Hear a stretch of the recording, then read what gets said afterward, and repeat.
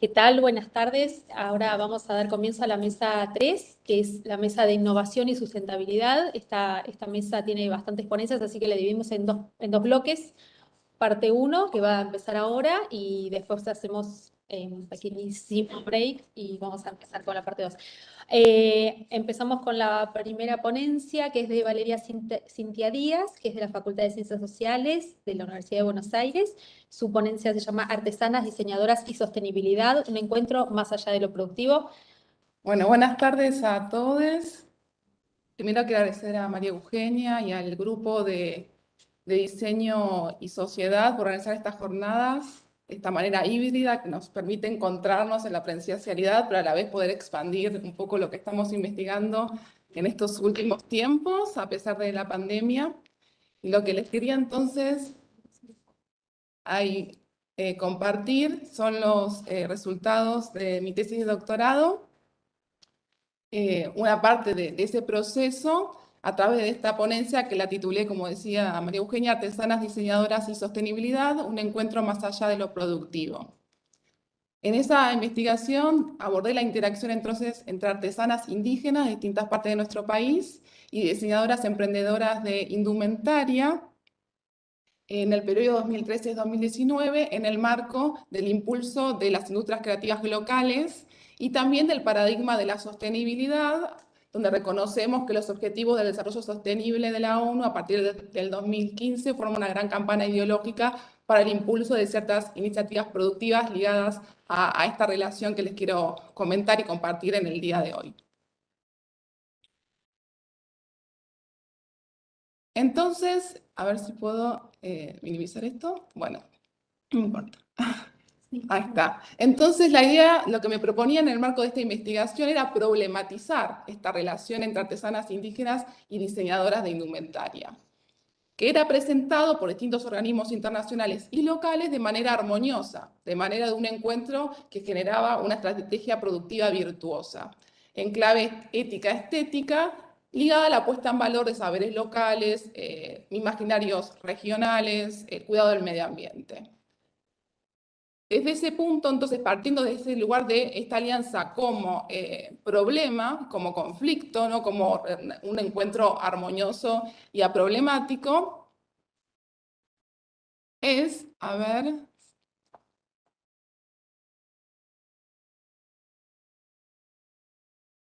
mm, esto puede pasar, estamos como en vivo, ahí está.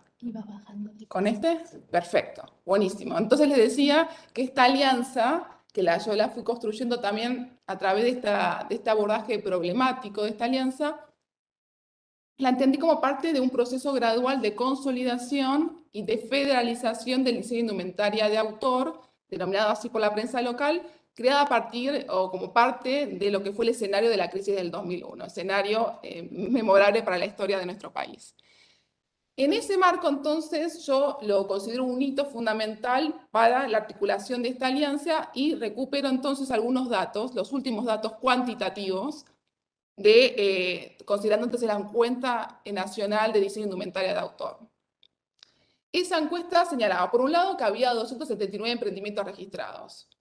Por otro lado, que había un 80% de mujeres de distintas regiones del país ligadas entonces a hacerse cargo de toda la trazabilidad de sus prendas.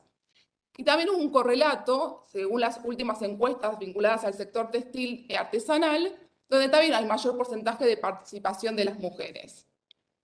Y por último, en esto que decía de esta articulación como parte de este proceso de federalización, se habían destacado 4 polos productivos importantes: la ciudad autónoma de Buenos Aires, la región centro, noroeste y noreste.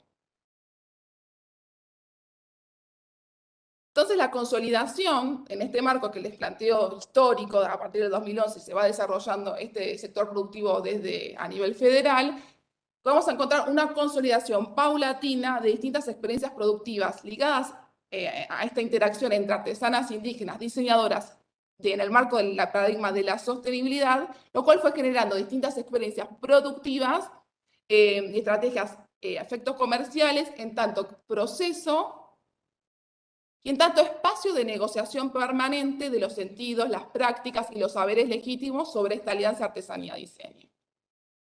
Entonces lo importante era presentar esta alianza no como un punto de partida, sino un punto de llegada, que generalmente se presenta al revés, como esta alianza ya implica entonces un encuentro virtuoso entre ambos sectores.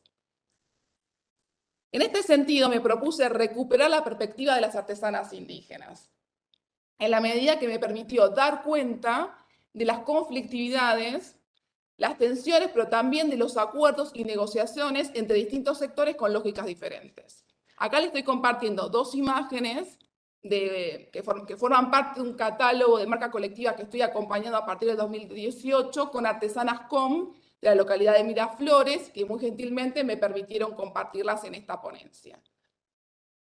El trabajo de campo incluyó entonces distintas localidades y dos ciudades importantes, la Ciudad Autónoma de Buenos Aires y la Ciudad de Resistencia, y las localidades de Fortín Lavalle, Juan José Scatelli y Miraflores de la provincia del Chaco, lo que me permitió conocer experiencias productivas de las comunidades Com, Huichí y Coya, en el que estaban en interacción con diseñadores y diseñadoras de nuestro país.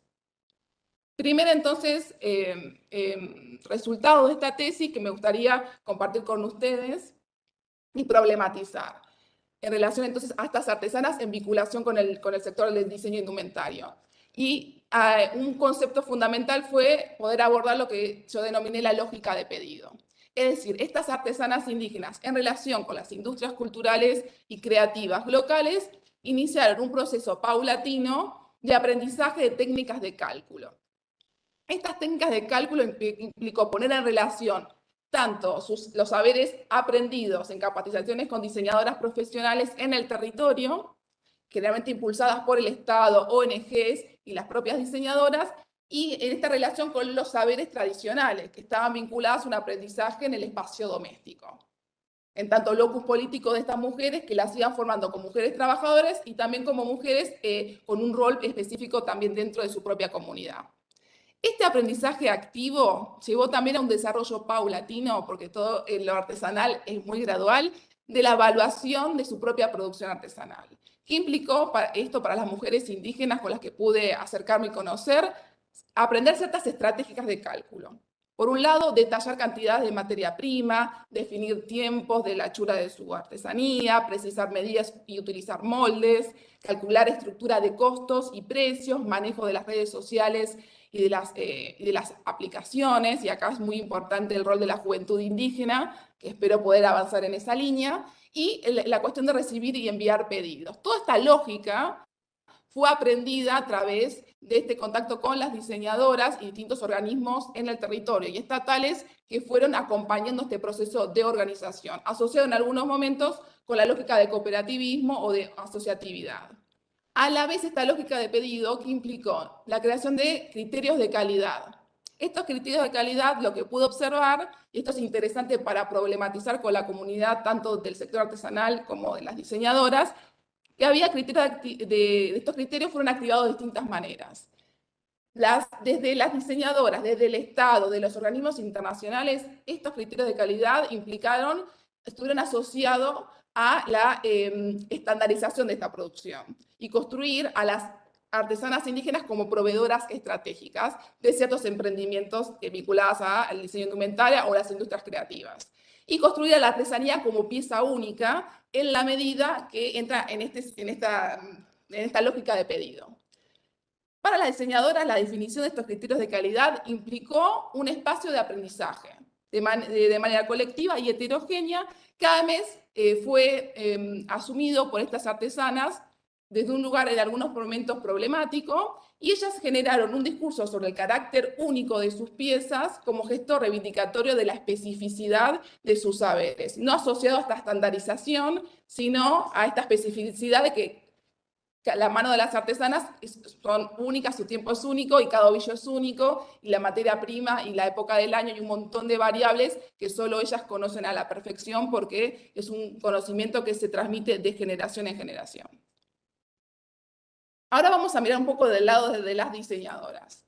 Cuando me puedo encontrar con aquellas diseñadoras que trabajan o que articulan con las artesanas indígenas, es importante que estas diseñadoras reconstruyeron su trayectoria profesional como parte de sus búsquedas personales en un sentido más holístico Y esta intuición que las guió a conectarse con estas comunidades que se nutren del ritmo de la naturaleza y a la vez que son fuente genuina de sabiduría ancestral.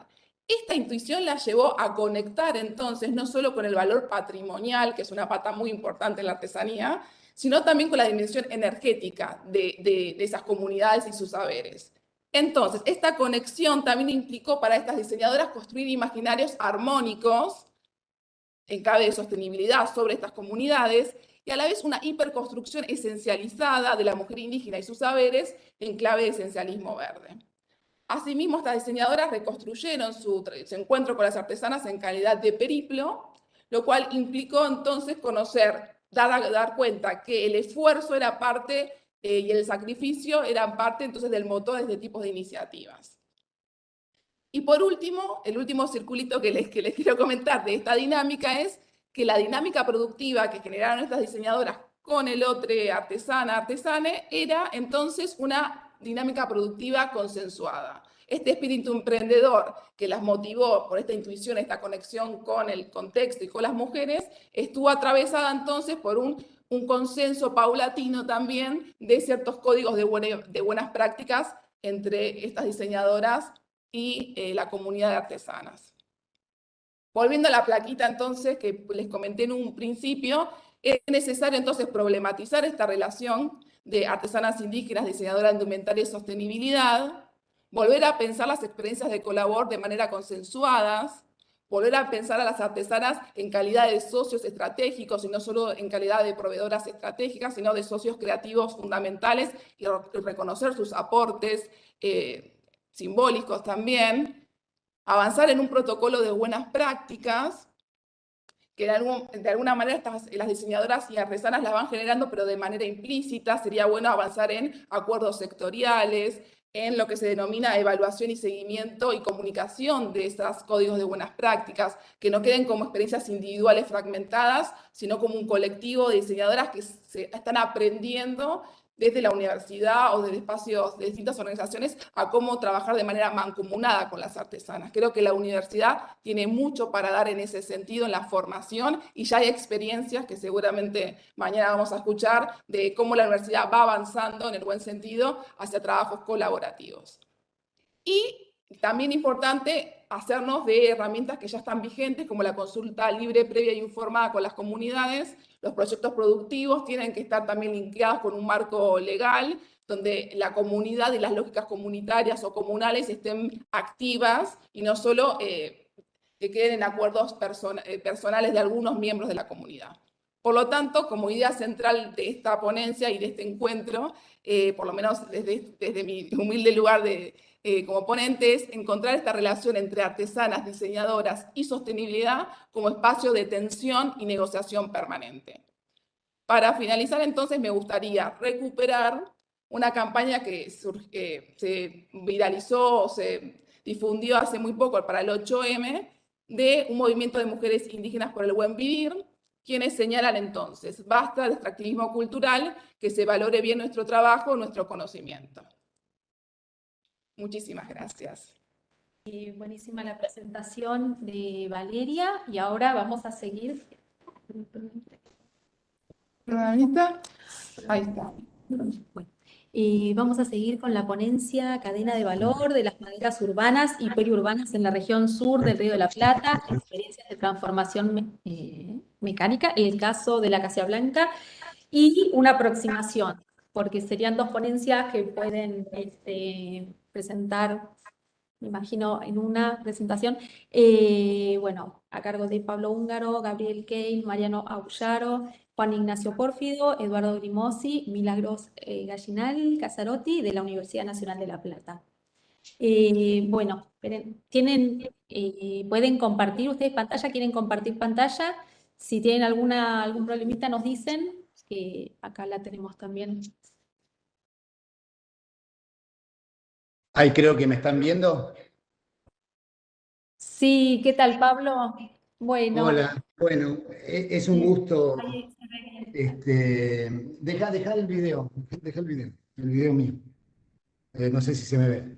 Es un gusto compartir con todos este momento. Lo que vamos a exponer hoy con los compañeros, les compañeres, es un trabajo que es un solo trabajo, pero a dos tiempos, que tiene que ver con la manera en que encaramos la investigación, acción. En una primera parte, nosotros buscamos estudiar las lógicas subyacentes a la cadena de valor de las materialidades que nos interesan.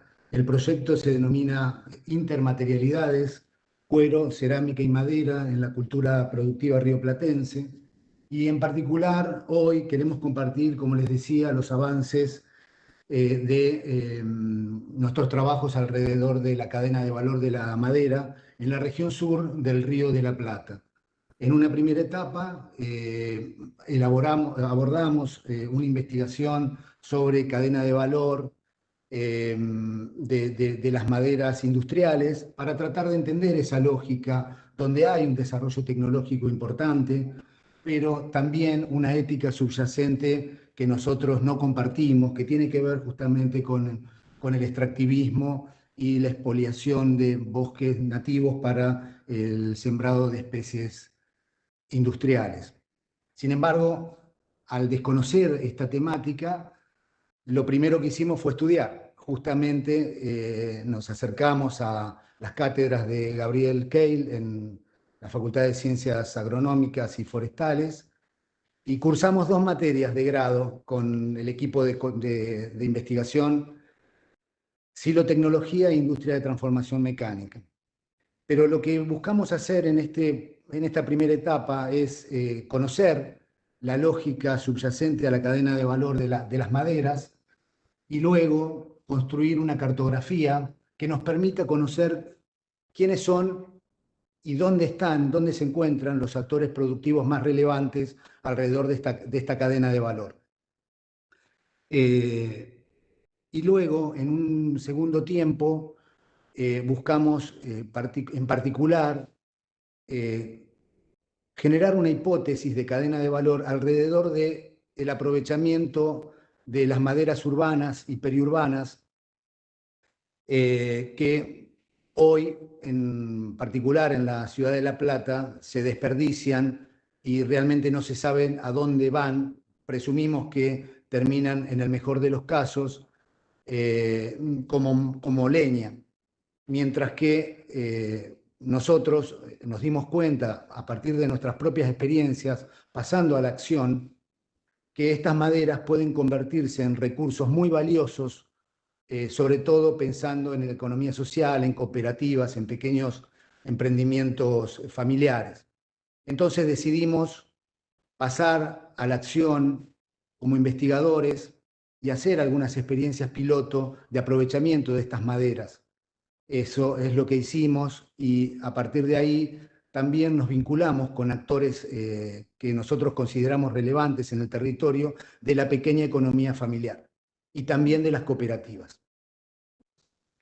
¿Para qué? Para trabajar en conjunto, pensar en el codiseño, asociar el círculo virtuoso de universidad, sociedad e investigación y contribuir al empoderamiento de grupos sociales alrededor de estos recursos que hoy se están desperdiciando. Quiero decir que en la ciudad de La Plata, solo por mencionar un caso, en la última gran tormenta se abatieron por motivos, digamos, de la propia naturaleza, alrededor de 1000 ejemplares de especies que tienen un potencial valor muy importante.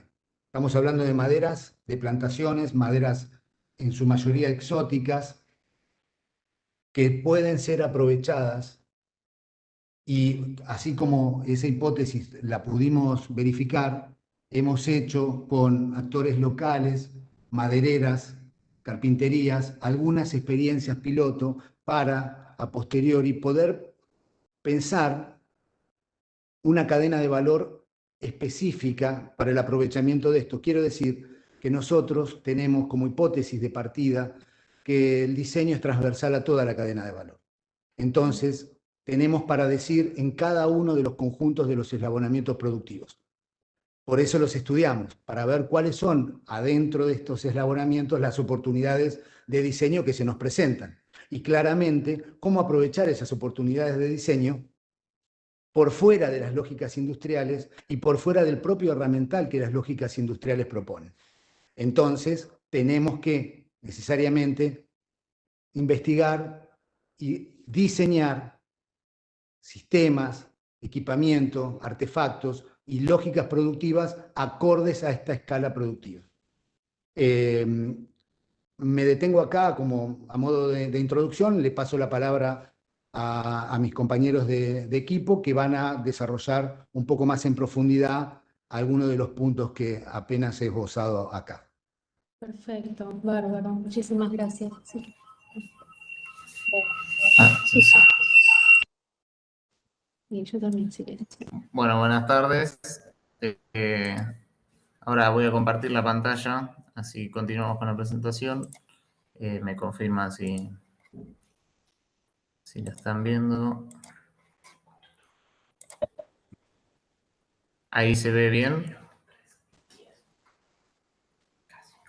Sí, sí, sí, perfecto. Bueno, para comenzar, estas primeras diapositivas son un poco lo que Pablo comentaba a modo de introducción. Como él decía, no se trata de extraer especies maderables, sino aprovechar esos ejemplares abatidos o que haya que remover. Empezaré describiendo rápidamente un poco lo que es la cadena de valor de las maderas industriales en Argentina. Como bien comentaba Pablo, nos sirvió este estudio para entender algunas lógicas de relación y plantear algunos, tal vez, puntos de comparación, de referencia. Trataré de ser sintético, así podemos avanzar y mostrar en qué se centró la investigación, pero más que nada a tener en cuenta es las maderas, o sea, relacionando la cadena forestal o foresto-mueblera, que es en la que nos vamos a concentrar, podemos partir de la diferencia de su procedencia, que puede ser de bosques implantados o bosques nativos, y hay una lógica diferente en la bosques implantados son de cultivo justamente, se cultivan, la producción primaria se cultivan los árboles pensando en su uso industrial, en los bosques nativos es meramente extractiva. En lo que respecta a la primera transformación, tenemos la industria de aserrado, básicamente, en la que se obtiene madera maciza, tableada, y también madera triturable en otro porcentaje. Que la principal, en este punto más o menos son similares los planteos que hay. La diferencia es que a partir de aquí, en lo que es madera de bosque implantado, derivan industrias de capital intensivo como son la de tableros, como que conocemos, tableros de fibras y de partículas normalmente, no siendo así en los bosques nativos. Para continuar y no extenderme demasiado con esto, algunos puntos importantes de esto sería que la principal región productora de nuestro país de madera y con mayor desarrollo en lo que es esta primera transformación, no solo en la primera transformación, sino en esta primera etapa de cultivo, es la Mesopotamia, y siendo así el principal proveedor también de maderas de nuestra región, o sea, la región que estamos estudiando, que sería la del Gran La Plata. De este modo, las madereras locales se abastecen principalmente de las maderas de esta zona y así a los productores, ¿no? Sumando costos de servicios en lo que es nivelado, cepillado y escuadría, que luego esto es absorbido por los compradores, ¿no? Lógicamente. Así que bueno, para continuar un poco con esto, de ahí se desprende, como les decía, una de las cadenas que encontramos, que es la mueblera, con esta lógica. Y en cuanto a lo que es aprovechamiento de las maderas de plantaciones locales, hay una cadena de valor que está básicamente relacionada con el microclúster de salicáceas de Berisso, que tiene una producción muy específica, básicamente centrada en los envases de frutihortícolas que abastecen al cinturón hortícola de La Plata, que es un encadenamiento productivo de mano de obra intensiva con bajo valor agregado en sus producciones. Hay una falta de tecnificación importante que está relacionada con la degradación del recurso. Es por eso que no se ha desarrollado una industria de primera transformación consolidada. Y básicamente, a diferencia de cómo se planteaba en la Mesopotamia, en esta parte este entramado se consolida a partir de la cercanía del mercado que demanda sus productos y no de la cercanía con el recurso. Para continuar, queríamos compartirles la herramienta que utilizamos de cartografía a partir de Google Maps, My Maps, que esto nos permitió observar cuál era la realidad, los actores en la región y, bueno, entender que la potencialidad de este proyecto parte acá, ¿no? De la cercanía y la gran variedad de actores que hay, no solo productores, aquí pueden ver las carpinterías y talleres y algunas instituciones de apoyo de la cadena de valor muy importantes, como el LIDI, el LIMAD. También se cuenta con el aserradero de la universidad y, bueno, oficinas del INTA que también hay en la zona, que podrían significar oportunidades de cooperación. Yendo al planteo hipotético que nombraba Pablo hoy para un aprovechamiento de las maderas urbanas y periurbanas, avanzo, les muestro, nosotros hicimos, como decía, una hipótesis de trabajo, en la que por ahí no voy a detenerme en el mapa por cuestiones de tiempo, pero sí acá hay un punteo que es interesante y un poco resumen de las oportunidades. En lo que es forestación y reforestación, bueno, al depender de la municipalidad, de la Dirección General de Espacios Verdes y Arbolado Público, entendemos que son bienes comunitarios estos especímenes de los que hablábamos, por lo tanto, podría ser factible mediante convenios la entrega para su transformación a empresas de la economía social. Para comenzar, en la primera transformación hay 3 dinámicas que hemos detectado y se hizo la experiencia, como después va a comentar Mariano. Es el aserrado con motosierra, que esto tiene, bueno, algunas ventajas, como el hecho de poder procesar el espécimen in situ, no tener que transportarlo y luego un transporte de las tablas.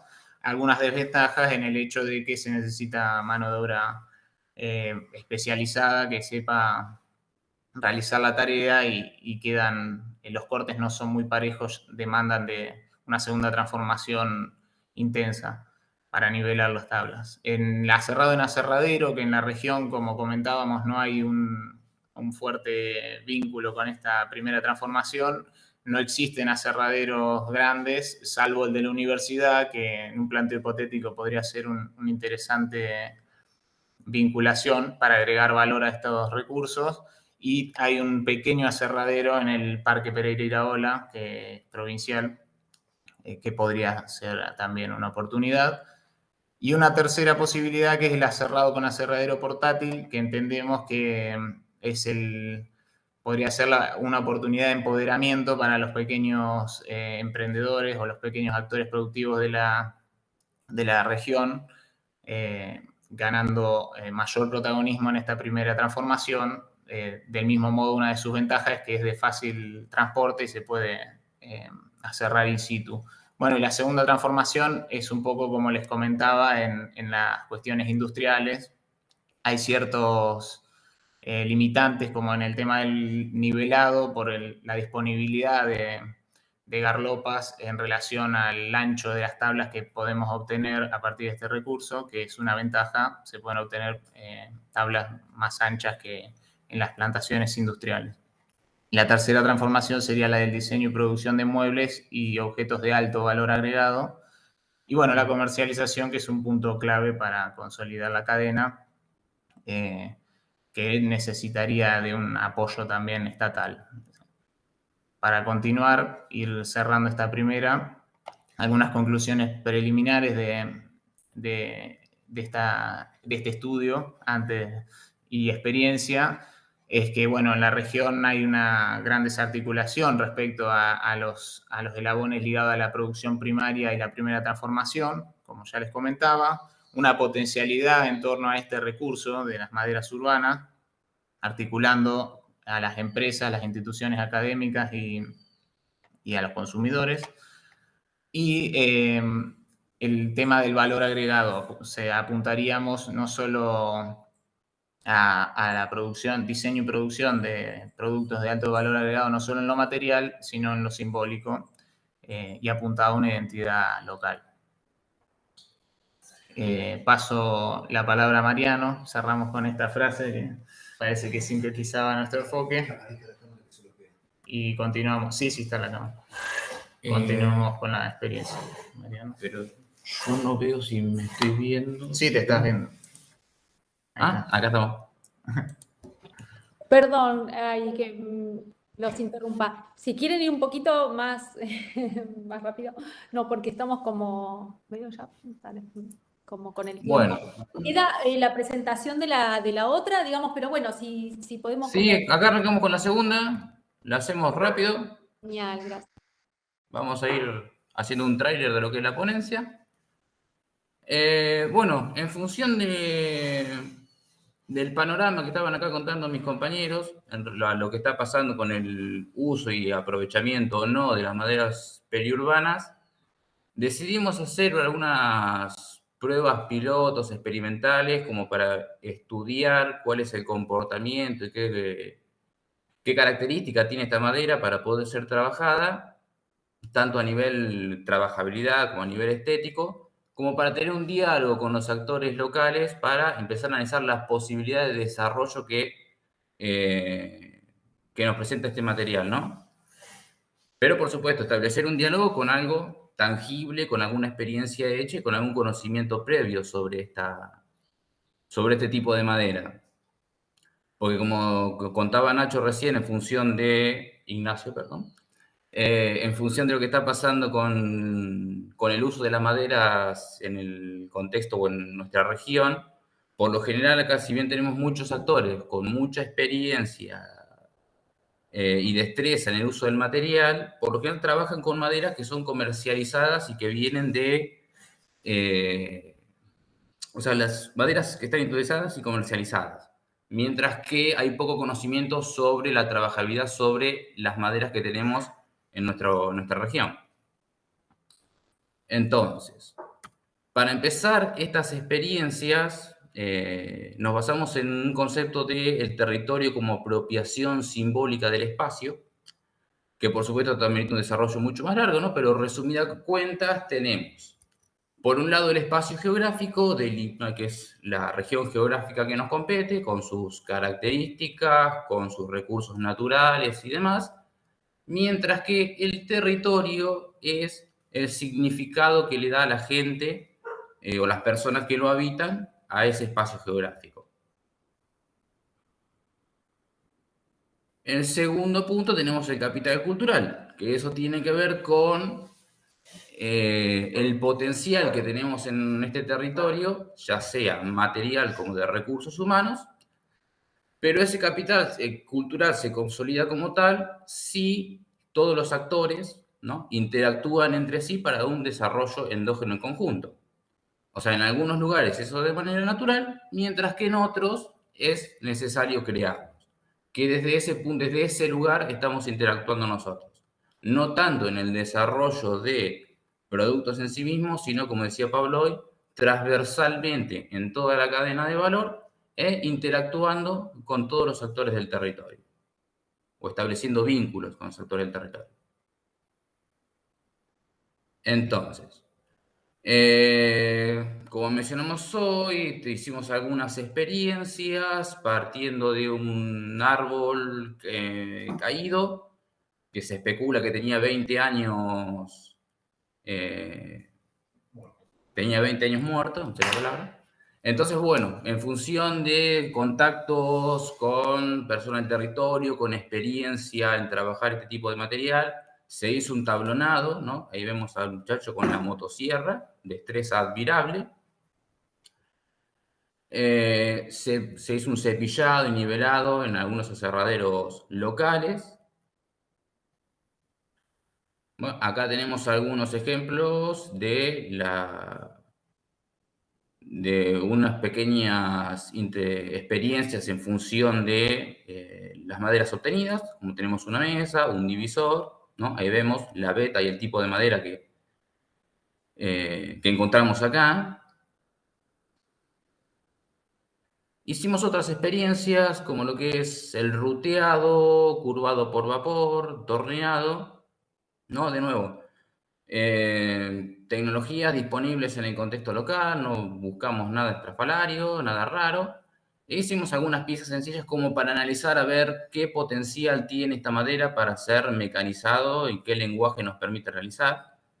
Claramente es un material que se comporta de manera similar a cualquier otra madera que encontramos comercialmente, tanto para el ruteado, para el torneado, excelentes terminaciones, buena trabajabilidad, algunas experiencias de curvado, pero bueno, o sea, con todas estas experiencias que fuimos desarrollando, la idea, más allá de, no es tanto a ver qué productos hacemos a partir de esta tecnología, sino, como decíamos hoy, estudiar a ver qué características y prestaciones tiene para, en función de esta experiencia y conocimiento, poder dialogar con los actores locales para pensar conjuntamente qué podemos hacer con este recurso. Entonces,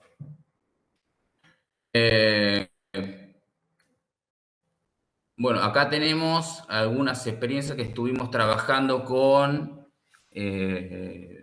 SP Carpinterías, es una de un emprendimiento que fabrican bañeras de manera muy artesanal. Entonces, le mostramos todo esto, sobre todo nos interesa, bueno, ellos fabrican bañeras, que no sé si me ven en la cámara y tampoco me imagino cómo explicarlo. Ahí está, perdón.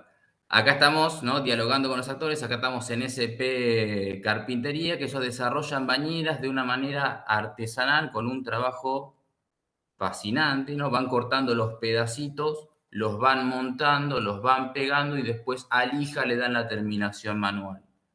Entonces, bueno, y estamos en el taller y la idea, ¿no?, le mostramos las experiencias que realizamos en curvado y pensamos en desarrollar conjuntamente, empezamos ya, ¿no?, ahí a dialogar, a tirar algunas ideas y bocetos de qué podríamos hacer en función de esto.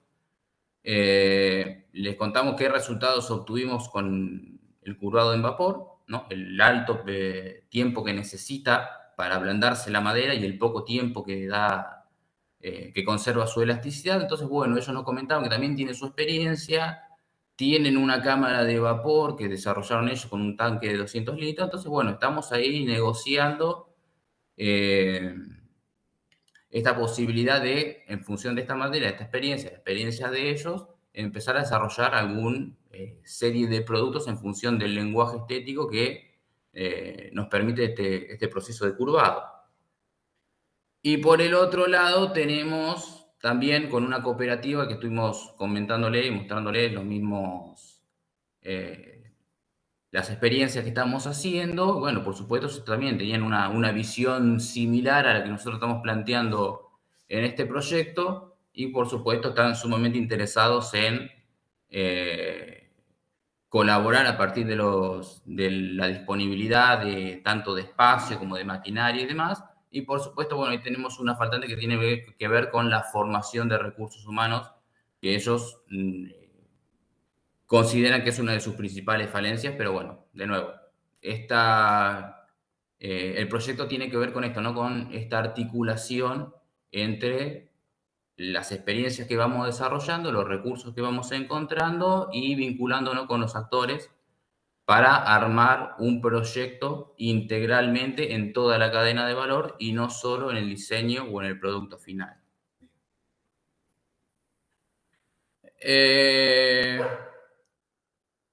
Y para cerrar, ¿no?, vamos salteando un par de cuestiones, pero para cerrar ya volvemos a esto que estábamos mencionando recién, que entendemos que nuestro rol disciplinar, sobre todo en el contexto, ¿no?, y que hablamos esto no de diseñar para el contexto, diseñar para la gente, sino diseñar en el contexto y con la gente. Y entendemos que nuestro rol disciplinar en esta clase de proyectos tiene que ver con un rol transversal en todos los eslabones de la cadena e interactuando en un proceso de co-construcción, ¿no?, con los actores o los potenciales actores del territorio, más allá de un diseño o de un producto final, ¿no? Y con eso dejamos esta última frase de Rosario. Muchísimas gracias. Si quería cerrar una. Bueno, eso es todo. Muchísimas gracias. Bueno, muchísimas gracias. La verdad que buenísimas las dos presentaciones, muy completas. Perdón que los interrumpimos para acelerar un poquito porque los tiempos, como dicen en la tele, son tiranos, pero la verdad es que, bueno, muchísimas gracias por compartir estas experiencias y bueno, vamos a seguir con la siguiente ponencia. Intersecciones entre el diseño, la economía popular y el territorio para pensar y dinamizar procesos de innovación sustentable en barrios populares del conurbano bonaerense. Y la presentación va a estar a cargo de Marcela Bio, de CONICET, FADU y UNDAV, Lucrecia Piatelli, de UNDAV también, y Verónica Rodríguez, de la UBA. Bueno, en principio, muchas gracias a las organizadoras y organizadores de las jornadas y también, bueno, manifestar nuestro entusiasmo por participar de esta primera edición de unas jornadas que, por supuesto, esperamos que puedan continuar. Sí, ahí estamos. Bueno, estamos aquí reunidas con Verónica y Lucrecia para presentar resultados de un proyecto de investigación que está radicado en el CIDIPROCO, perteneciente a la Universidad Nacional de Avellaneda. Se trata de un proyecto de investigación bianual vinculado a las carreras de diseño de la misma universidad y también a, bueno, las cuestiones que se recuperan y contenidos que se recorren en los talleres de tesis de estas carreras. Bueno, como pueden ver en la presentación, el título del proyecto es Paso a Paso, una propuesta para mejorar la infraestructura de caminos, semillas de asentamientos del conurbano bonaerense y aportar al desarrollo de la economía popular. Vale aclarar que nosotras somos miembros de un equipo de investigación que incluye a más investigadores, entre ellos a Marcelo Mauri, a Emiliano Santini y Teresa Vera, que son estudiantes avanzados de las carreras de diseño, y a Ana Ramos, que es también de la UBA. Bueno, vale comentar que cuando nos referimos a barrios populares estamos pensando estrictamente en lo que denominamos como villas y asentamientos, que desde nuestra perspectiva, digamos, constituyen lugares destacados para la reproducción de la economía popular, que es también nuestro objeto de investigación.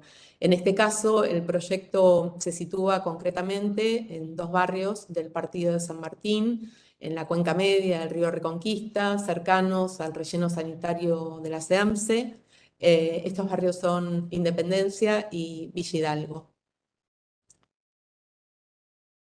Bueno, como comenté recién, la investigación se sitúa en el CIDIPROCO y bueno, vale también, digamos, comentar muy brevemente que el CIDIPROCO, digamos, se ocupa de investigar relaciones que pueden establecerse entre el diseño, la producción y el territorio y, digamos, podríamos decir que los proyectos de investigación, digamos, que ya se han desarrollado y los que están en curso pueden agruparse en torno básicamente de tres líneas, ¿no? Una que tiene que ver con la economía popular y en particular, o sea, con economía popular y diseño y en particular, digamos, con el universo objetual de esta economía y sus interacciones con el entorno. Una segunda que tiene que ver con las tradiciones productivas del conurbano bonaerense y en este caso incluimos tanto a las tradiciones que han forjado la identidad industrial del conurbano como a las más recientes vinculadas también al desarrollo de esta economía popular, y otra que tiene que ver con el estudio de las condiciones de vida y estrategias de reproducción social de los hogares justamente que habitan en estos barrios populares y a quienes inscribimos en el espacio de la economía popular para su estudio. El objetivo del proyecto originalmente, digamos, partió, digamos, de un interés que guardaba relación con una exploración de las estructuras morfológicas, de los materiales y de procesos que pudieran orientar ciertos desarrollos tecnológicos e intervenciones de diseño socialmente sustentables para mejorar condiciones del hábitat en barrios populares del conurbano. Y específicamente, como punto de partida, se propuso de algún modo producir, digamos, algún tipo de desarrollo que pudiera aplicarse para la mejora de infraestructuras de caminos en estos barrios seleccionados, ¿no? Como diría, el objetivo específico que dinamizó las primeras exploraciones proyectuales y también conceptuales. Vale decir que como hipótesis de partida también nos interesaba sostener esta idea, digamos, de que es posible intervenir con diseño en estos aspectos del hábitat barrial, que en general, digamos, estas intervenciones estuvieron mucho más orientadas o confinadas a otras disciplinas, ¿no? En este sentido, también para nosotros era una apuesta pensar de qué modo el diseño puede intervenir en elementos, digamos, que conforman las infraestructuras de estos barrios. Intentando pensar como en una intermediación entre lo que son las respuestas populares y la infraestructura más pura y dura que llega a estos barrios de la mano de la obra pública y que en general tarda muchos años en llegar y de algún modo condiciona, digamos, la calidad de vida de sus pobladores. Hay hogares que, digamos, cumplen todo su ciclo de vida sin haber visto mejoras en sus hábitats barriales. Bueno, el marco conceptual de la investigación, como indica el título de la ponencia, se ubica en la intersección de las concepciones de diseño, economía popular y territorio. Vamos a repasar muy brevemente estos tres términos. Pensamos al diseño como actor estratégico, digamos, para resolver necesidades sociales, en particular para aquellas que no encuentran respuestas en el marco del mercado de bienes y servicios, o que si se han desarrollado algunas respuestas, digamos, son respuestas que no pueden incluir al universo de usuarios, ¿no? Por otro lado, bueno, también consideramos de algún modo, siguiendo a Mancini, al diseño como a todo aquello que el diseño experto hace para activar, mantener y orientar los procesos de cambio social que llevan a la sostenibilidad.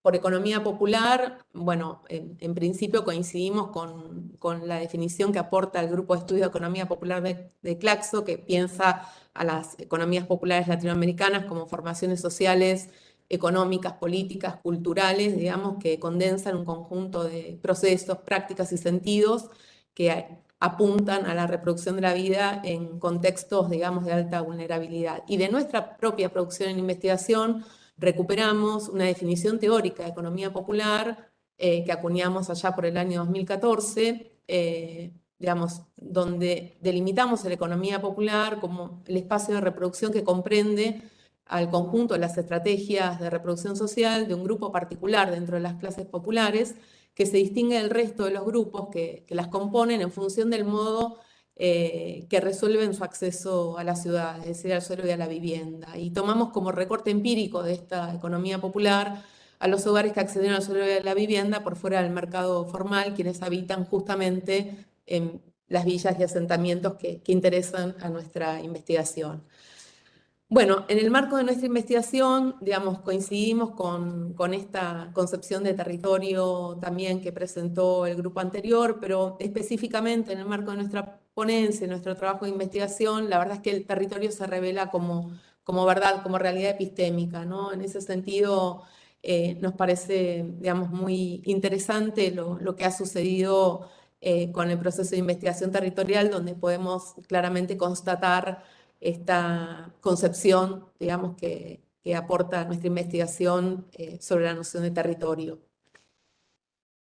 Bueno, respecto del proceso de investigación, como comentamos antes, la investigación tuvo lugar, se trata de un proyecto bianual, ya transcurrió un primer año de proyecto, lo que presentamos acá en esta ponencia son algunos hallazgos proyectuales y conceptuales de este primer año de la investigación y de algunos resultados que surgieron de esta primera etapa del trabajo de campo que se llevó adelante en los barrios Independencia y Villa Hidalgo. Vale decir que, bueno, abordamos estos trabajos y la investigación desde una perspectiva cualitativa, específicamente orientada a estudiar cómo son esas condiciones del hábitat y también, obviamente, desde un abordaje proyectual para pensar respuestas a esta primera necesidad que habíamos delimitado en función de este objetivo específico que comenté antes.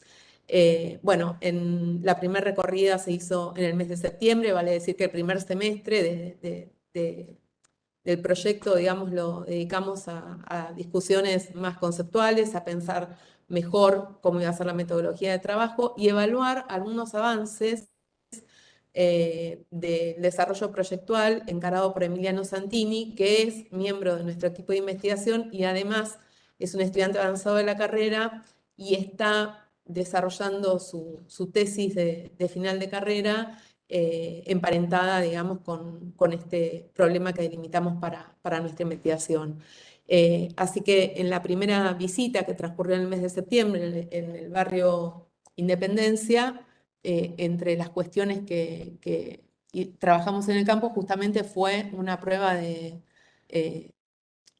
prototipo, digamos, que había desarrollado Emiliano, que ahora vamos a mostrar. Pero antes vale la pena tal vez brindar como coordenadas muy breves respecto a estos barrios y bueno, como pueden ver acá en esta diapositiva, estas son algunas de las imágenes que recuperamos en la primera recorrida que, como señalé, fue en el barrio Independencia. Le paso la palabra a Verónica para que nos brinde un panorama así general y abreviado de la dinámica de estos barrios y de algunas de las características más distintivas del hábitat. ¿Querés ir atrás? Sí, quería volver un segundo. Como decía Marcelo al principio, esta zona que vemos acá en este mapa es la zona de la cuenca del río Reconquista, que es esa línea zigzagueante azul que se ve como a la izquierda. Lo que está en verde es el SEAMSE. Lo que está, bueno, marcado en marrón rojizo son los barrios populares detectados por el RENAVAP. Esa es una zona donde hay una serie de barrios populares, digamos, Villa Hidalgo e Independencia no son los únicos, sino que toda esa zona, digamos, entre Márquez, que es la ruta 4, que es la línea negra que está a la derecha, la autopista del Buen Aire, que sería como la línea, digamos, más próxima a los barrios. Toda esa zona está llena de barrios populares y esto no es casual, sino que, digamos, en el crecimiento de la ciudad formal, toda esta zona son terrenos bajos, ambientalmente muy vulnerables, porque es un humedal y no era redituable construir ahí en términos mercantiles, entonces esos terrenos fueron quedando sin usar por el mercado y las personas que no pudieron pagar la tierra urbana, digamos, del mercado formal, ocuparon estos terrenos, pero a otro costo, ¿no? Entonces, también me interesa como hacer el link ahí con las exposiciones anteriores de los extractivismos, porque aparte de ser un territorio ambientalmente vulnerable, todas estas zonas está llena de tosqueras, entonces se extrajo la tierra para poder construir la autopista del Buen Aire en el mismo contexto, o sea, eso fue en contexto de la dictadura, cuando también se construyó el SEAMSE, y quedaron esos territorios residuales y para poder habitarlos, digamos, los sectores populares tuvieron que hacer un trabajo tremendo de relleno y dejando, digamos, las condiciones de anegamiento y de presencia de residuos constante, que es las fotos que mostraba recién Marcela, y sobre los que nos paramos como equipo de investigación para poder dar respuesta desde el diseño la tecnología. Bueno, agrego una línea más, que es que una de las, digamos, de los temas de conversación con referentes barriales permanente es el tema del relleno con escombro y digamos, primero la cantidad de escombros recibida, luego el aprovechamiento de esos escombros para el relleno, y que de algún modo también nos interpeló sobre esta categoría del territorio como un espacio epistémico, ¿no? Porque ahí hay un saber, digamos, pensar que eso era un humedal y ahora fue todo un trabajo de relleno de los vecinos y vecinas, da cuenta de, bueno, de una resolución de problemas, como diríamos en diseño, bastante eficaz y que poco se reconoce, ¿no? Bueno, el trabajo de Emiliano nos pareció, es un trabajo que emerge del proyecto de tesis y en relación a lo que hablamos con Victoria, con Silvia en el bloque anterior. También, digo, el taller de tesis en la Universidad de Avellaneda empezó a trabajarse desde el comienzo en que apareció la primera corte, pensando que el diseño podía ser un actor, digamos, o bajo la pregunta si el hábitat popular podía ser un territorio del diseño, ¿no? Porque era una pregunta que todavía quedaba abierta y que no estaba esa pregunta planteada respecto de la industria, respecto de otras cadenas. Pero digamos, si pensamos que hay una cadena de valor también en este territorio vulnerable, bueno, si realmente digo, también siguiendo lo que planteó Pablo Ungaro recién, respecto de que el diseño atraviesa toda la cadena de valor, bueno, si podríamos hacer una cadena de valor del descarte y el diseño participar de esa cadena de valor. Entonces, de algún modo, hay como una inyección de nuevos temas al diseño que empezaron a darse en la carrera, que le dimos un lugar, digamos, académico, no informal, no de borde, sino dándole centralidad, y que está fundamentalmente dado por, digamos, por la propia comunidad académica que se acerca a estudiar, ¿no? O sea, por los propios estudiantes que a su vez pertenecen a barrios del conurbano, con lo cual hablan esa lengua, para decirlo de algún modo, ¿no? Acá Emiliano, para su tesina de grado, empezó a hacer una situación de relevamiento de barrios próximos a la universidad, donde encontró que, digamos, había un problema de acceso en estos barrios, un problema de infraestructura, pero que por supuesto había soluciones espontáneas. Entonces también empezó a analizar esas soluciones espontáneas de los vecinos y a partir de ello pensó una posible, como contó Marcela antes, ¿no? Una solución intermedia entre digamos, un cartón desplegado en el piso o una madera y la posibilidad de hacer un producto o servicio, ¿no? Que pudiera dar respuesta a esta problemática. Entonces llevó el prototipado que teníamos, que él tenía desarrollado en el marco de los talleres de tesis para empezar a probar sobre distintas superficies. Este es un prototipado hecho en 3D.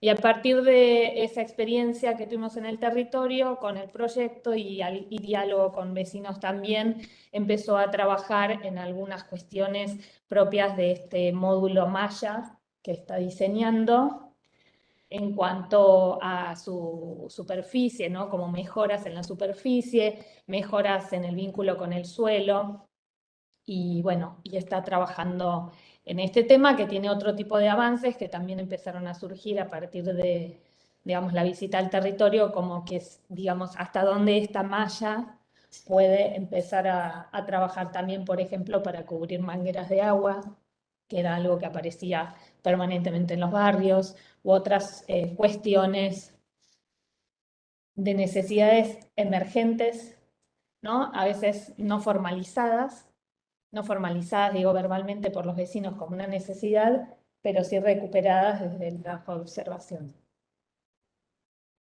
Y acá tenemos otro hallazgo que digamos, lo llamamos hallazgo para ponerle un nombre, digamos, en la presentación, que es un desarrollo proyectual que está hecho a partir también de descartes materiales, pero que fue algo que apareció, que tuvo que ver con, que este desarrollo lo hizo Teresa Vera, que fue ver cómo trabajaban los vecinos también en el lugar.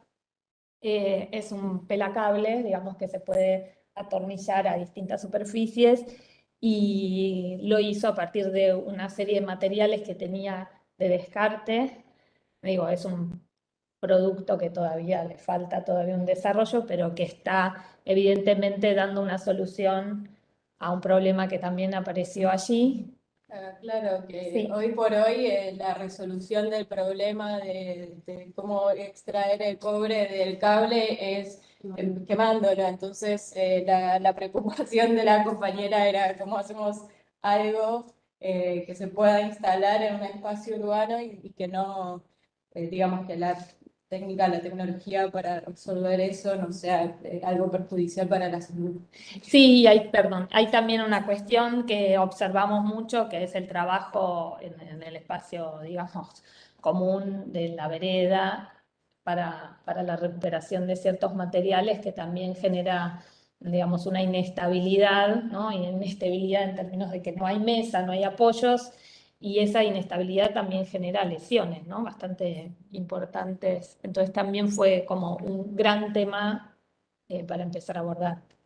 Sí, me parece que vale mencionar también que este segundo hallazgo proyectual que comentamos tiene que ver con una primera respuesta al observado en esta primera instancia de campo, donde, como decía tanto Verónica como Lucre, la presencia del residuo, una presencia dominante, y del trabajo de los recuperadores con los descartes también. Y bueno, había allí como una especie de indistinción, diría, entre lo que es el espacio doméstico y el espacio público respecto de la actividad de los recuperadores.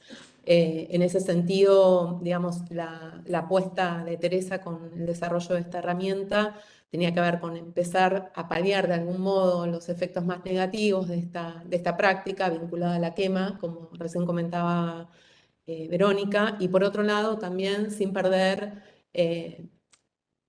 de foco, digamos, que se trata de un herramental de nueva generación para los trabajadores de la economía popular, ¿no? De pensar que efectivamente el diseño también pueda pensar en un herramental que sea apropiable y accesible, ¿no? Por parte de estos trabajadores. Si bien a esta primera aproximación proyectual todavía le falta mucho camino, bueno, la verdad que resulta muy alentadora. Funciona ya, digamos, en este punto funciona y logra separar el plástico. Bueno, como decía antes, y para un poco ir cerrando, además de hallazgos proyectuales, tenemos algunos hallazgos conceptuales. Estos hallazgos, digamos, dan cuenta de digamos, la transición entre la primera visita y la segunda visita a campo, donde después de la segunda comenzamos a reflexionar, digamos, ya desde un lugar de mayor certeza. Y bueno, acuñamos en principio 3 categorías que nos parecen interesantes y que nos invitan a reencauzar, digamos, nuestra reflexión.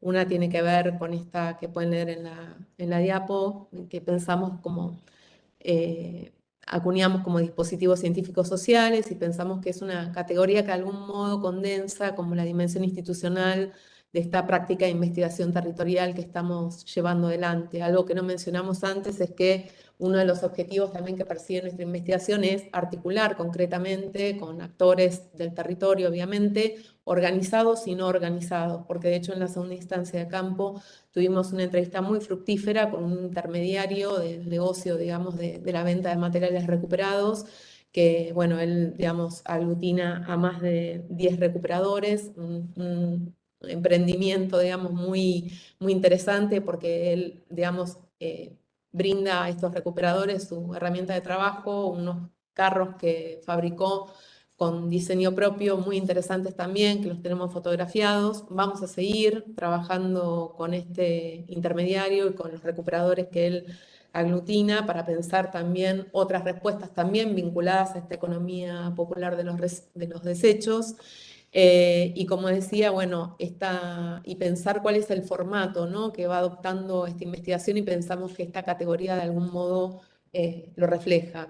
Otra de las categorías que, digamos, pensamos también en términos de aporte para pensar esta dinámica del recupero que tiene lugar en los barrios es la de gestión popular de residuos. Esta categoría se emparenta también con un resultado de investigación anterior, de una tesis doctoral, que estudia justamente en esta cuenca media del Reconquista a un conjunto de hogares que viven básicamente la recuperación de basura y que, digamos, en el marco de esa tesis, digamos, se la denomina como economía popular de los desechos, y por eso digo que se emparenta un poco con este antecedente conceptual y pensamos ya a esto como, digamos, gestión popular de los desechos, marcando una distancia con otros abordajes que hablaban de gestión informal, ¿no? De los residuos. Allí hubo una pequeña discusión, justamente que se dio en el marco de la tesis del proyecto de tesis de maestría de Verónica, donde tuvimos que discutir un poco con el comité académico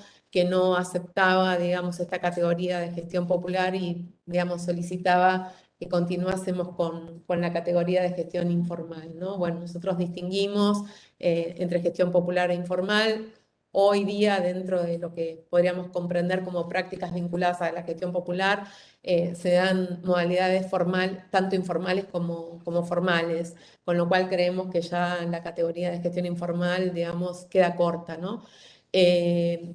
Bueno, y por otro lado, digamos, esta categoría también nos invitó a repensar este último término que tiene que ver con los residuos.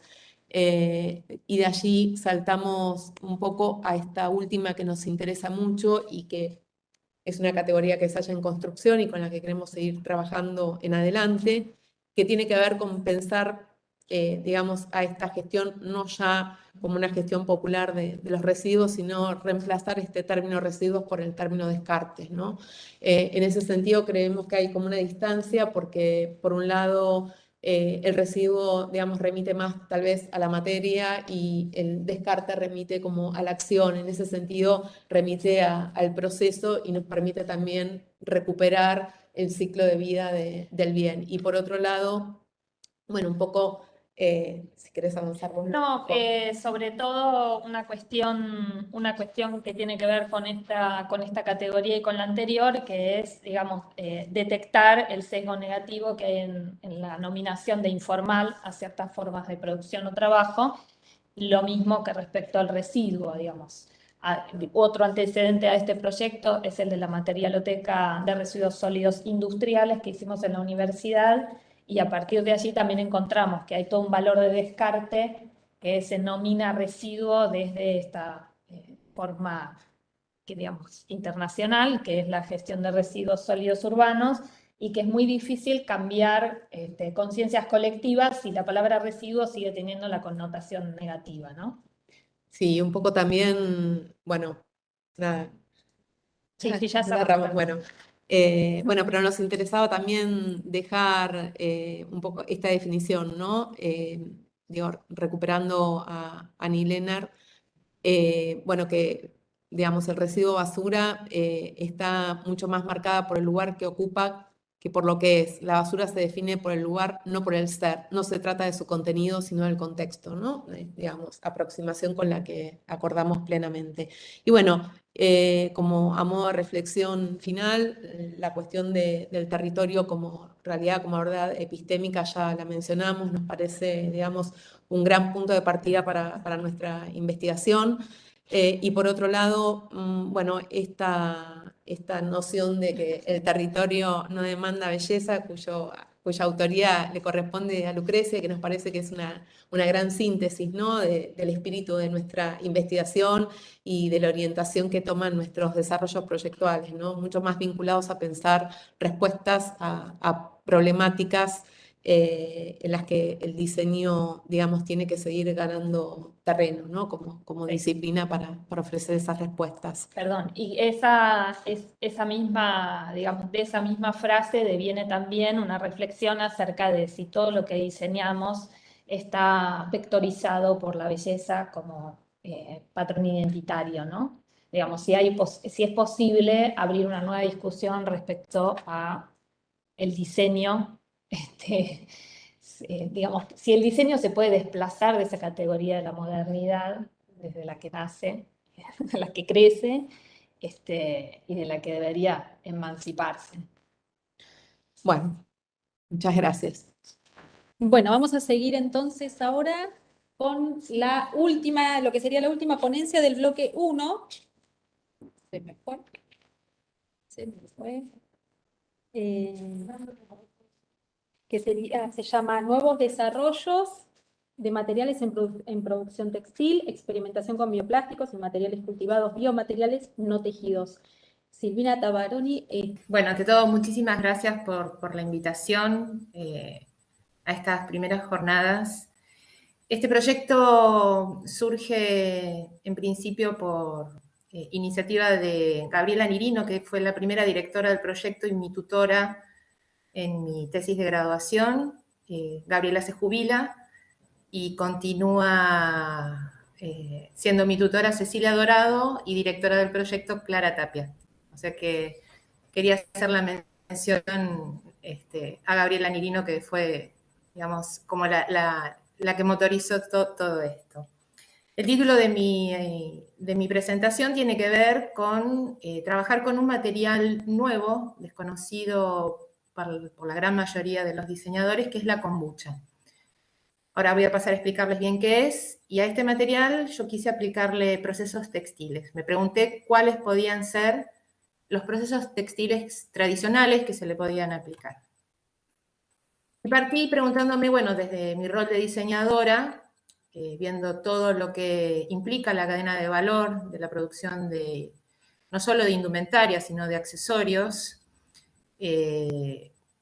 pensé que es importante, y tomando un poco lo que decían en las exposiciones anteriores, lo que es la economía circular después de todo, ¿no? Esto que hablaban las chicas antes de la basura, el residuo, incorporarlo nuevamente a un nuevo ciclo de producción. Acá vemos sucintamente más o menos cuáles son las etapas que están o que deberían estar en la cabeza de todos los diseñadores a la hora de pensar cualquier producto, tanto de indumentaria o accesorios de indumentaria, ¿no? El diseño, la producción, la distribución, el uso y el fin de vida. Todo esto tiene impactos en cuanto a energía, en cuanto a uso de agua y, por supuesto, en el fin de vida y el descarte. Entonces, retomo lo que decía antes, ¿no? Que es la economía circular. Creo que todos estamos hablando de esto con distintos términos, con distintos conceptos, pero son estas prácticas novedosas que nos exigen a todos los diseñadores un gran conocimiento y un gran compromiso de todos los actores productivos, tanto empresas, trabajadores, los consumidores y los entes reguladores, ¿no? En donde ya no pensemos únicamente que la producción del material es el comienzo, sino que es toda una rueda donde existen retroalimentaciones. Una de las líneas en donde se está empezando a innovar en relación a el diseño y a la producción de materiales es la fusión de la biología con el diseño. El biodiseño es el abordaje basado en principios biológicos e incorpora incluso materiales vivos en la estructura, objetos y herramientas. Y acá ustedes van a ver 4 grandes esferas, 4 grandes dimensiones en donde esta biología más diseño, esta síntesis de biología más diseño, hoy por hoy se están llevando a cabo a nivel mundial. La primera dimensión se llama Growing Design o diseño que crece, y es la en la cual yo he trabajado. Son materiales que se producen en un medio de cultivo, ¿no? Por ahí estos términos son demasiado específicos o técnicos, pero sucintamente es el material, generar las condiciones como para que el material crezca. ¿Y qué es lo que crecen? Organismos vivos o partes de organismos vivos. La segunda dimensión es Augmenting Biology, que son diseñadores que exploran el distinto potencial de las células y las pueden manipular genéticamente. No estaba a mi alcance ir por ese lado, pero no puedo dejar de mencionarlo. Digital Biofabrication, que es fabricación digital, biofabricación digital, que son diseñadores que están forzando, están manipulando la síntesis biológica de determinados organismos utilizando metodologías de manufacturación aditiva o impresión 3D. Y Biodesign Fiction son ya como más conceptuales, como diseños más conceptuales, donde ya se están planteando escenarios posibles donde todo esto se pueda llevar a cabo. A modo de información, les muestro quiénes son los referentes a nivel mundial en cada una de estas esferas. Yo me basé en algunas creaciones, la van a ver identificada ahí con el número 2, Susan Lee. Ella es la pionera en este tipo de material que les quiero presentar. Este material se llama kombucha. ¿Qué es la kombucha? En realidad la kombucha en algunos grupos, en algunas tribus urbanas, se supone que es una bebida que tiene algunos efectos beneficiosos para la salud. ¿Cómo se produce? ¿Cómo se genera? Se coloca un SCOBY, que es un acrónimo de un consorcio de bacterias. Yo no tengo formación biológica, ni soy bióloga, no puedo identificar si es tan solo un tipo de bacterias. Son bacterias que se colocan en un medio, ese medio es el té azucarado, se lo deja reposar durante un tiempo y al cabo de ese tiempo, en la superficie, se genera un nuevo SCOBY, o sea, se genera como un hijito. Hay un SCOBY madre, el medio es el té de la kombucha y se genera ese nuevo SCOBY. Bueno, ¿qué pasa con ese nuevo SCOBY? Yo lo trabajé buscando generar muestras, ¿sí? Coloqué en unas bateas, la investigación está hecha de forma muy doméstica, muy artesanal, porque se desarrolló durante la pandemia, donde no se podía salir ni se podía asistir a ningún laboratorio. Entonces, desarrollé muestras, en la mayor de las medidas todas del mismo tamaño, no así todas del mismo espesor, para generar, a partir de un SCOBY madre, distintas muestras. Al cabo de un tiempo, aproximadamente unos 20 días, este material fue creciendo y me generó una muestra. Entonces, a partir de generar estas muestras, que van a ver fotos a continuación, yo me planteé, bueno, como diseñadora industrial con orientación en textil e indumentaria que soy, si se le podían aplicar las técnicas textiles tradicionales, ¿no? Y acá yo quiero diferenciar 3 etapas. Una es cuando la muestra se está desarrollando, aplicar técnicas mientras la muestra se está desarrollando. La segunda dimensión sería aplicar la técnica con las muestras ya desarrolladas. Y la última etapa sería aplicar la técnica en muestras desarrolladas, purificadas, o sea, limpias y secas. Porque esto no nos olvidemos que está en un medio líquido. Entonces, lo que nos interesa a quienes trabajamos en indumentaria principalmente es, ¿puedo aplicar color? ¿Puedo hacer algún tratamiento superficial? ¿Puede tener alguna afinidad con algún otro material que yo conozco? Y a partir de ahí empecé a ver, bueno, el color lo puedo aplicar como si fuera en masa, o sea, en la muestra mientras está desarrollándose, aplicándole tinte al medio de cultivo, es decir, teñir el té. ¿Qué pasa con eso? Y a partir de ahí, ver si ese color se puede aplicar algún tipo de modificador del pH de ese medio para obtener alguna gradación de color. Los modificadores son jugo de limón, vinagre o sulfato de hierro. En segundo lugar, con la muestra ya desarrollada y sacada del medio de cultivo, ver si la puedo teñir de una manera tradicional, con tintes naturales. Y, por supuesto, también, una vez teñida, aplicarle los distintos modificadores de color, ¿no? Modificadores de pH, perdón. Jugo de limón, o sea, los mismos modificadores de antes, pero con la muestra ya fuera del medio de cultivo. Una vez que la muestra está desarrollada, pero todavía está húmeda, ¿no? Porque tiene que perder el agua del té que absorbe, ver si era afín a algún material ya conocido. Y me pregunté si podía ser afín con fibras celulósicas. Esto, para quienes no lo sepan, son el algodón, ¿sí? O el lino o alguna otra fibra natural que provenga de plantas. O con fibras sintéticas, ¿no? Con materiales sintéticos. o con fibras proteicas, por ejemplo, la lana, o con virutas de madera.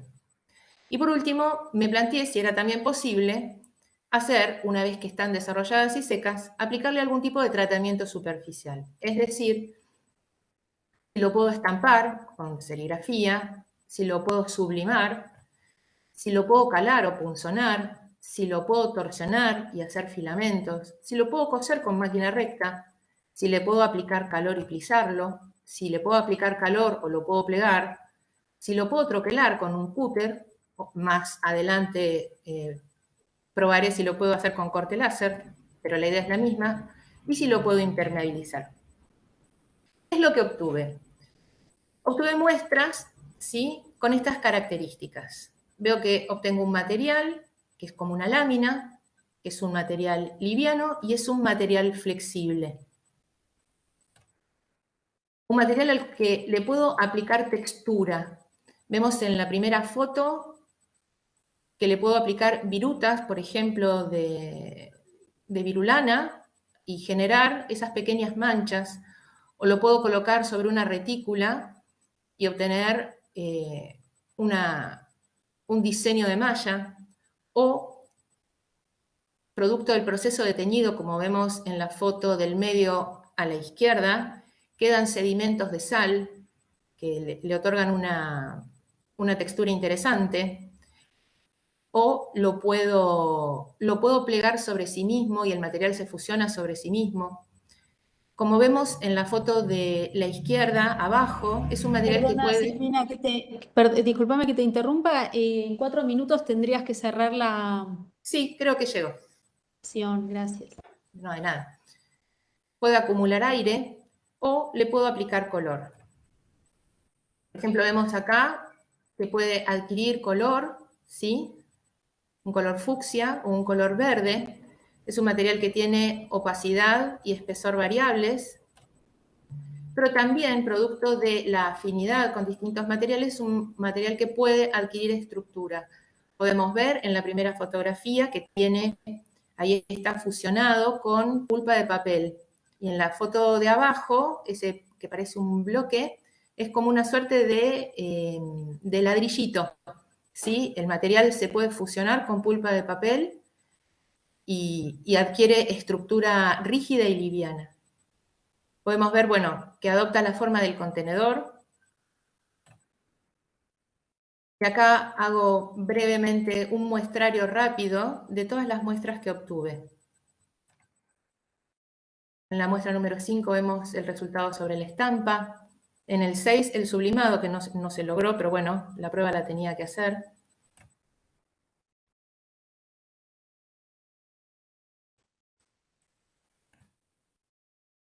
Es un material que nos permite gran versatilidad. Como vemos, por ejemplo, en la muestra 15 vemos que tiene gran afinidad con el vellón de lana, y en la muestra 14 vemos que tiene afinidad con el jersey de algodón, como era de esperar, pero no así con la tafeta de poliéster.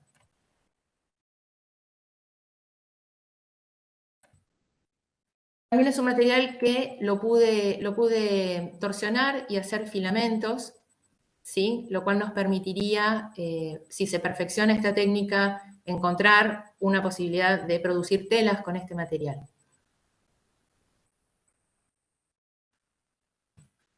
¿Qué es lo que se podría hacer con este material? Acá vemos que lo que yo me planteé es que es un material que obviamente está en una etapa experimental, pero que nos permite poderlo escalar a nivel industrial para poder hacer este tipo de productos.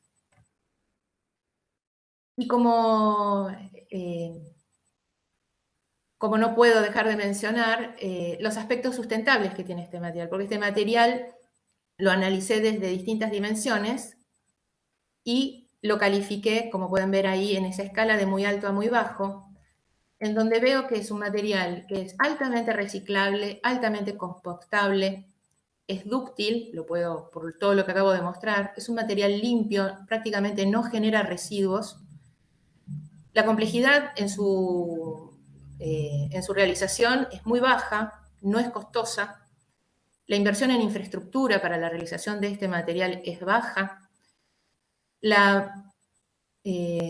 No se necesita personal muy calificado para trabajar con este material, o sea, la capacitación para trabajar con este material no requiere de grandes conocimientos, más que un pequeño curso. El consumo de energía y el consumo de agua también son muy bajos. Por lo tanto, para mí, este material tiene y se ajusta perfectamente a abrir a plantearnos nuevos interrogantes para poder seguir avanzando y escalarlo a nivel industrial. Los desafíos que me surgieron entonces, a partir de mi investigación, los quiero dejar planteados. ¿Es posible alimentar este consorcio de microorganismos con otro tipo de azúcares, por ejemplo, aprovechando el descarte de la industria frutícola, ¿no? Aprovechando los azúcares de las frutas? ¿Es posible utilizar otro medio de cultivo que no sea solamente el té, sino, por ejemplo, yerba, café u otro tipo de infusiones?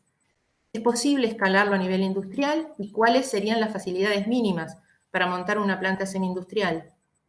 ¿Es posible acelerar este proceso mediante enzimas o catalizadores en los reactores? ¿No? O sea, esto que yo les contaba, cómo producía las muestras. ¿Es posible hacer el proceso más rápido? A mí me demoró 20 días, pero estimo que se puede acelerar muchísimo más todavía. ¿Es posible utilizar y aplicar wearables, o sea, agregarle algún tipo de circuito electrónico para este tipo de prendas? ¿Es posible que este material permita aglutinar, o sea, que sea un aglutinante de algún tipo de desechos de la industria textil, por ejemplo, la maderera, por ejemplo, la papelera? ¿Es posible que este material se pueda utilizar, por ejemplo, para otras disciplinas, no únicamente para el diseño o para la indumentaria, sino también para otras disciplinas como, por ejemplo, la arquitectura? Bueno, hasta acá mi investigación y mis observaciones. Bueno, bárbaro, Silvina. Muchas gracias por la presentación.